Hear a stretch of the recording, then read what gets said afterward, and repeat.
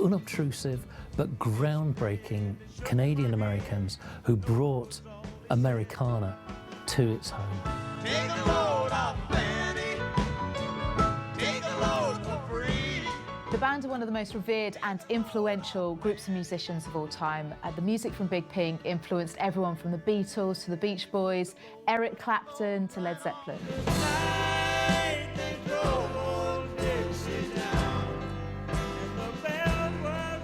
The band were the godfathers of roots rock. 4 of the 5 members of the band came from Ontario, Canada. Rick Danko was born on December 29, 1943 in Norfolk County. Garth Hudson was born on August 2, 1937 in Windsor. Richard Manuel was born on April 3, 1943 in Stratford. Robbie Robertson was born on July 5, 1943 in Toronto. Levon Helm was the only member to come from America, born in Elaine, Arkansas on May 26, 1940. The band formed in Toronto in Canada, and originally they were the Hawks. They were Ronnie Hawkins' backing band. Ronnie Hawkins was from Arkansas, but he was told that there's a better career for him in Canada, so he headed off there. And he took Levon Helm with him as the drummer, who's also from Arkansas. Ronnie Hawkins became an overnight success in Ontario, but most of his backing band decided to stay in America. Because Ronnie Hawkins had become such a big deal, then he picked the best talents of the Toronto scene to join the Hawks. And these were Robbie Robertson, a guitarist who roaded for Ronnie Hawkins, the piano player Richard Manuel, Garth Hudson, the multi-instrumentalist, and Rick Danko, the bassist. Garth Hudson only really wanted to play music for fun. He wanted to be a teacher and he wanted to have music as a hobby. But the other members of the Hawks really wanted him to join the band. They could see how talented he was. And so they came to an agreement that he would only join if he could continue to be a teacher. They would each pay him $10 a week for him to be their music tutor. The Hawks' music was pretty strict rockabilly. They played a lot of covers. They did versions of Who Do You Love? They covered Muddy Waters, Clyde McPhatter. But because the Canadian scene wasn't very exciting, they looked great by comparison. But also, Ronnie Hawkins, he was a fantastic performer in his own right. He was a very, very strict disciplinarian.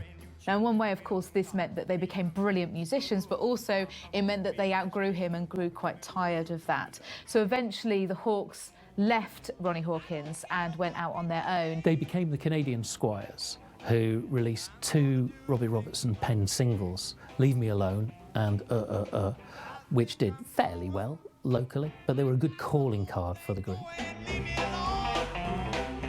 Then there was Bob Dylan. John Hammond recommended Dylan, Levon and the Hawks, said, you've got to check out this band. And by coincidence, there was an old friend of theirs from Toronto called Mary Martin, and she was working as secretary for Albert Grossman, who was Dylan's manager. So he went to see them at a club and he liked what he saw. So he hired them initially for a couple of dates. I think it was just Levon Helm and Robbie Robertson at first. And they said, listen, we come as a band, you need to take the rest of us. And so they had loyalty to the other guys in the band. Bob Dylan and the band toured around 1965, 1966. This, of course, is Bob Dylan's first electric tour. And so a lot of these audiences weren't very happy. There was a lot of negative response from these kind of very, hardcore folk lovers who were unimpressed with this new direction that Bob Dylan was taking. It was incredibly traumatic, actually, for the band.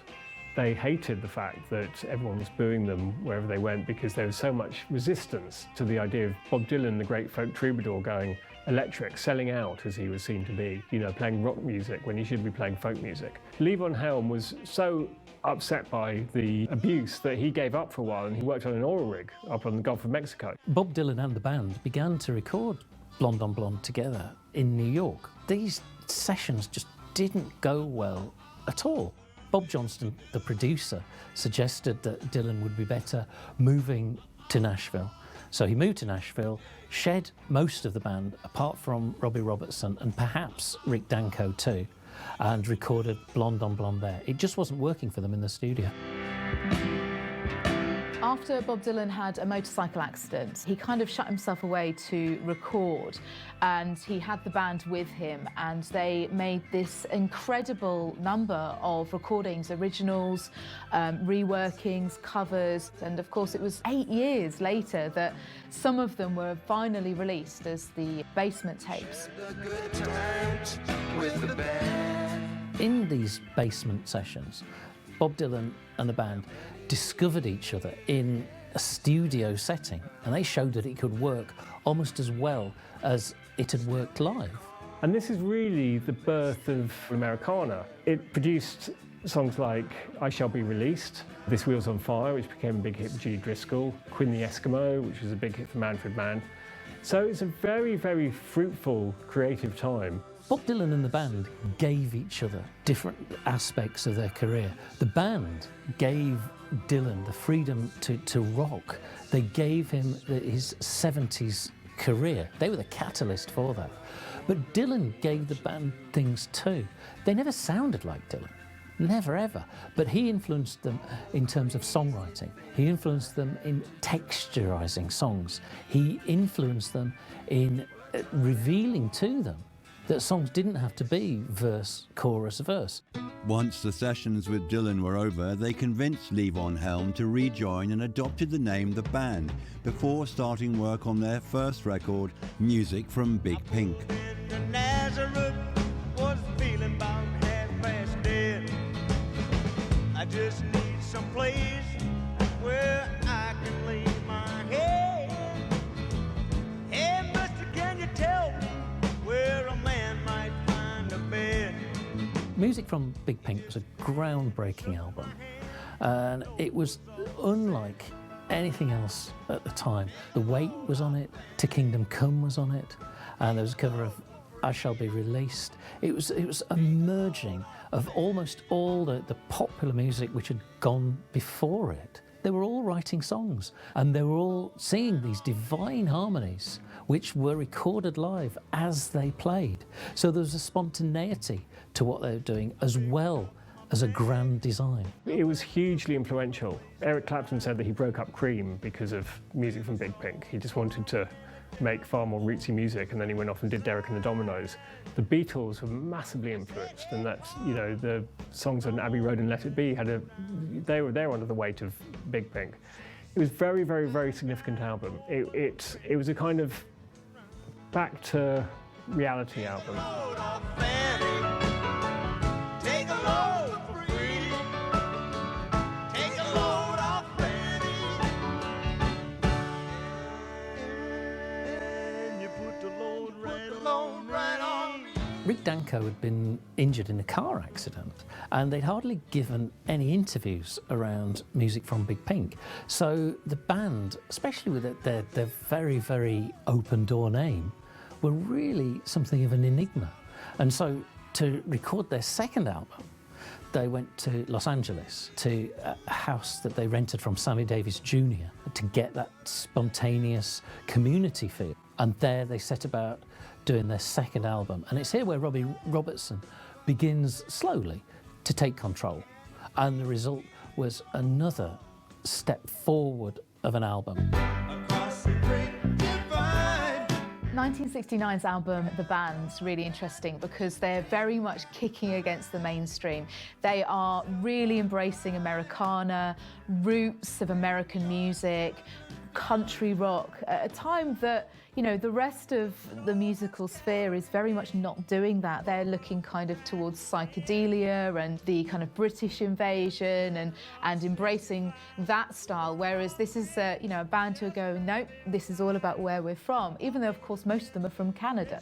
The Band is their LA album, that's 1969, but it's still pretty rootsy. You've got The Night They Drove Old Dixie Down, which is another Robbie Robertson masterpiece, and he said that he wrote it for Levon Helm as a sort of tribute to the South.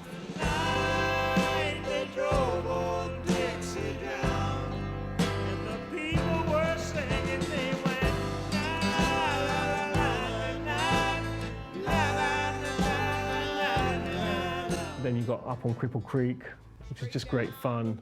So the band had two things going really. They were extremely good musicians. They're very, very good at playing as a band together. It's very much live music as opposed to just put together in the studio. And they had this great feeling for rootsy rock and roll, which had sort of fallen out of fashion but was only 10 years old. Up on Cripple Creek, she sends me if I spring a leak. She mends me, I don't have to speak.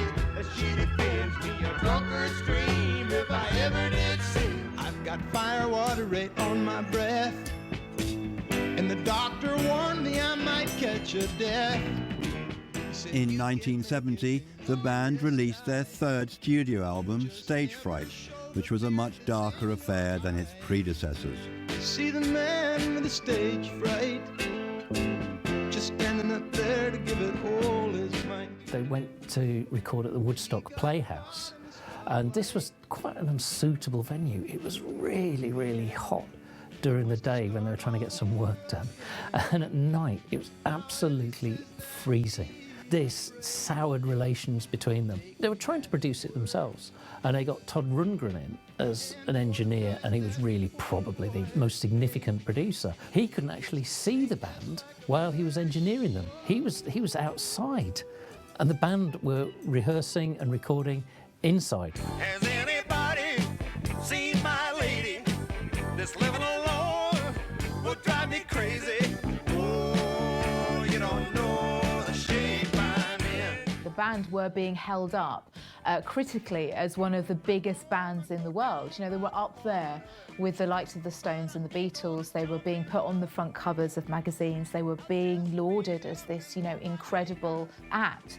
And you only have to look at the name of the album, Stage Fright, to see that they weren't coping well with this. It was a top 5 album in the United States, and it was their only top 20 album in Britain. But this was partly the legacy as to how great its two predecessors were. Robbie Robertson started to take more control of the band away from Levon Helm. They accused him of being power hungry, but his defence was that nobody else was taking control, that they were kind of freewheeling along with no real direction, and somebody needed to make sure that they kept some focus. Another of the problems was heroin, as it often is. Rich Manuel got into drugs, Rick Danko got into drugs, Garth Hudson to an extent, I don't think so much. But that was the big problem. So Robbie Robertson, who was very organised and very hard-working, thought, right, okay, well, someone needs to take control here, otherwise the whole thing's going to fall apart. Allen Toussaint was a really well-respected musician and arranger and producer from the kind of New Orleans R&B scene, and his influence on the album Cahoots and then on the live album Rock of Ages was really significant to the band. He brought something new and fresh to the group, who were, I think, you know, individually struggling with working together as a band at that time. Toussaint didn't work on all the songs in Cahoots, but when he did work, then it tended to elevate the songs, particularly on Life is a Carnival, where you can hear what he brings. It's a whole new dimension to the band. Look away, look away, look away, look away. You can turn the page. Hey, buddy, would you like to buy a watch reel here on the street? In 1972, they'd released a live album, but the band hadn't played any live concerts at all, partially because things were collapsing around them. So when it came to 1973 and Moondog Matinee, originally Robbie Robertson had been listening to the classical composer John Cage, and he thought that that might be the direction which the band could go in. But after some very, very unproductive rehearsals, clearly this wasn't going to be the case. So he suggested that Moondog Matinee become a covers album, and it was roughly based on the era and some of the songs that they were supposed to have played around the time that they were working with Ronnie Hawkins. It was a little bit lackluster, and again he showed how little inspiration there was. And although Robbie Robertson was running things, he was also running short of inspiration, and I think he was getting tired of, as he saw it, carrying the others. The band rejoined with Bob Dylan in 1973 for the album Planet Waves, which did go to #1, and then they worked together on Before the Flood as well, which took lots of kind of old Dylan tracks and revamped them with new arrangements. The The band's sixth studio album, Northern Lights, Southern Cross, was released in 1975. Northern Lights, Southern Cross was recorded at Shangri-La, which is their own studio. It has got a song called Ophelia. Mail by the door. Why would anybody leave so quickly for Ophelia? Where have you gone? They got some of the old feeling back that they'd been searching for. There was less drugs and drink around. Robbie Robertson was still very much in control and he was contributing all the songs, although none of the lead vocals. But also they recorded it in a basement atmosphere. And this, yet again, is where it proved that the band were at their strongest, when they recorded informally. By 1976, Robbie Robertson had decided he'd had enough of touring, but decided that they should go out on a high with one final farewell concert, which would be filmed by Martin Scorsese, which is, of course, The Last Waltz. And it is seen as one of the most incredible and groundbreaking rock concerts films of all time. Up on Cripple Creek, she sends me if I spring a leak. She bends me, I don't have to speak. She defends me, a drunkard's stream, if I ever did see one. The band fairly soon reformed afterwards without Robbie Robertson. It wasn't the same by any means. In March 1986, after performing in Florida, Richard Manuel went back to his hotel room and committed suicide. And he had struggled with addiction for a number of years, which thought to have maybe contributed to that. The band's eighth studio album, Jericho, was recorded without Robbie Robertson. And of course, as the main songwriter by that point, they needed someone to write the songs. So what they did was they went to some of their quite well-known friends. So Bob Dylan, Muddy Waters, Bruce Springsteen, they all contributed songs to that album. And I think it showed how unconfident the three band members were of their own songwriting abilities. And it sounded quite tired. Everything dies, baby, that's a fact. But maybe everything that dies someday comes back. Put your makeup on, fix your hair up pretty, and meet me tonight in Atlantic City. In 1994, the band were inducted into the Rock and Roll Hall of Fame, but Lee Von Helm didn't go. And this was down to the arguments he'd been having with Robbie Robertson, and it was all about songwriting credits. I think Lee Von Helm wasn't saying that Robbie Robertson didn't write them to a greater extent. He was saying that the other band members, including himself, had a part to play in it. You know, needed a co-songwriting credit. So, yeah, I mean, that goes to show how much animosity there was now. Take a load off Fanny. Take a load free. 1996's High on the Hog was mostly cover versions and sounded very tired indeed. But in 1998, they did Jubilation, and this was much better. The band were beginning to write songs again, and Eric Clapton, he guested upon this, and there was a new energy about the band, which they hadn't had since the 70s. And it showed that they weren't in classic shape, but they were in really good shape.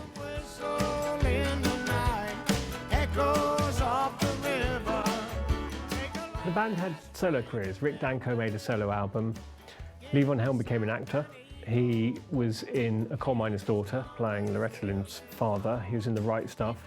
He was also making albums. He had this thing called The Midnight Ramble, which was where he was performing in Arkansas. He had his own sort of regular gig.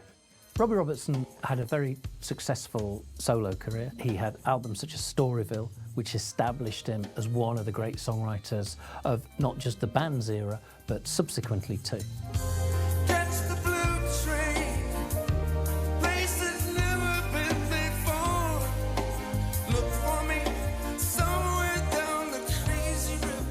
He produced and co-wrote Neil Diamond's brilliant Beautiful Noise, and he had a long and fruitful association with the Last Waltz director, Martin Scorsese, where Robbie Robertson both wrote soundtracks for him and found a lot of the music that was used in films such as King of Comedy, Casino, and The Departed. On the 10th of December 1999, Rick Danko died in his sleep at his home in New York at the age of 55. It was said that, you know, years of addiction and alcohol abuse had contributed to that. Levon Helm died in 2012, and he was playing concerts until a month before he died of cancer.